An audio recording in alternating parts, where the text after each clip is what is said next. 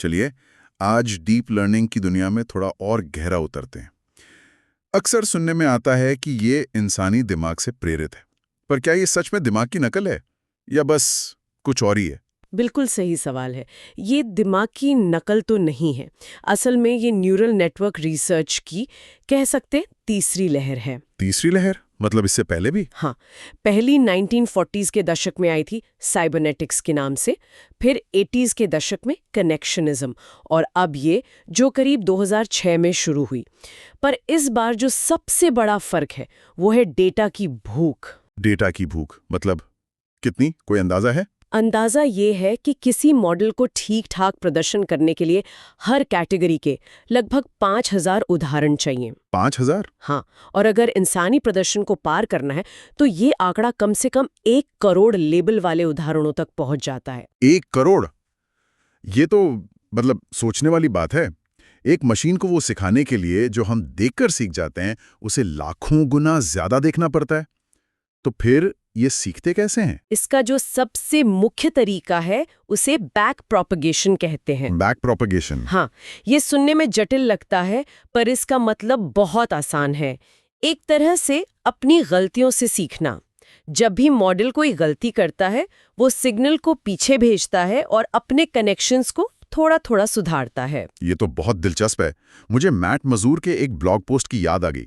उन्होंने back propagation का एक उदाहरण दिया था, पर उनके ही पाठकों ने कमेंट्स में एक छोटी सी कैलकुलेशन की गलती पकड़ ली। अच्छा। हाँ, तो मतलब जिस तरह से मशीन अपनी गलती से सीख रही थी, हम इंसानों ने भी एक दूसरे की गलती सुधार कर उस सीखने के तरीके को और बेहतर समझा। ये एक तरह का मेटा लर्निंग हो गया है ना? बिल्कुल। और देखिए यहीं से इसकी सबसे बड़ी चुनौती भी सामने आती है, जिसे हम कहते हैं ब्लैक बॉक्स की समस्या। Black box? हाँ, ये नेटवर्क इतने ज्यादा जटिल हो जाते हैं कि इन्हें बनाने वाले भी कई बार नहीं समझ पाते कि कोई नतीजा आखिर आया कैसे। पर एक मिनट, क्या ये जानना हमेशा जरूरी है? मतलब हम में से ज्यादातर लोगों को नहीं पता कि हमारा फोन कैसे काम करता है, पर हम उस पर भरोसा तो करते हैं। ये बहुत अच्छा सवाल है। देखिए, फोन इस्तेमाल करने में और किसी की जिंदगी का फैसला करने में फर्क है। सोचिए, हेल्थ केयर में कोई एआई मॉडल कहता है कि किसी मरीज को कैंसर है, तो डॉक्टर का या मरीज का ये पूछना तो बनता है कि क्यों, एआई इस नतीजे पर पहुंचा कैसे।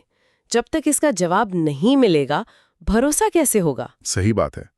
और यही चीज शायद फाइनेंस में या क्रिमिनल जस्टिस में भी लागू होती होगी।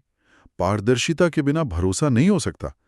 तो इस ब्लैक बॉक्स को, इसे सुलझाने के लिए क्या हो रहा है? देखिए, कई स्तरों पर काम हो रहा है। एक तो है नैतिक दिशा निर्देश और दूसरे हैं तकनीकी समाधान। जैसे मेडिकल डेटा बहुत ही संवेदनशील होता है। हाँ, प्राइवेसी एक बहुत बड़ा मुद्दा है। बिल्कुल।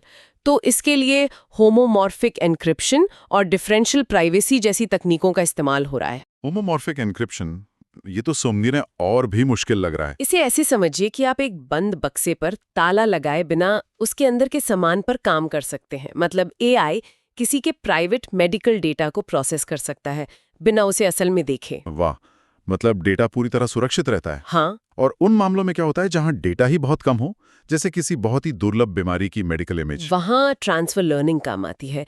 ये कमाल की चीज़ है। इसमें हम एक मॉडल को पहले जैसे लाखों आम तस्वीरों पर ट्रेन करते हैं, बिल्लियाँ, कुत्ते, गाड़ियाँ, सब कुछ। इमेजनेट जैसा कोई बड़ा डेटा सेट? बिल्कुल। और जब वो मॉडल एक तरह से देखना सीख जाता है, तब हम उसे वो कम वाला मेडिकल डेटा देते हैं। वो अपने पुराने ज्ञान का इस्तेमाल करके बहुत कम उदाहरणों से भी सीख लेता है। अच्छा, और आजकल जो जेनरेटिव एआई का इतना शोर है, वहां भी तो यही सब इस्तेमाल होता होगा? हाँ हाँ, जैसे गैन्स है, यानी जनरेटिव एडवर्सरियल नेटवर्क्स। ये एक खेल की तरह है। एक जनरेटर नेटवर्क है जो नकली डेटा बनाता है, और एक डिस्क्रिमिनेटर है जो असली और नकली में फर्क करने की कोशिश करता है। एक तरह से कलाकार और कला समीक्षक जैसा। सही समझे। और फिर डिफ्यूजन मॉडल्स हैं जो एक बिल्कुल रैंडम नॉइज से धीरे धीरे एक इमेज बनाते हैं। तो कुल मिलाकर हम एक ऐसी टेक्नोलॉजी बना रहे हैं जो बहुत शक्तिशाली है, पर जिसे हम शायद पूरी तरह समझते नहीं हैं। कहते हैं कि आज के जो सबसे बड़े न्यूरल नेटवर्क हैं, वो भी बस एक कीड़े के नर्वस सिस्टम जितने ही बड़े हैं। हाँ।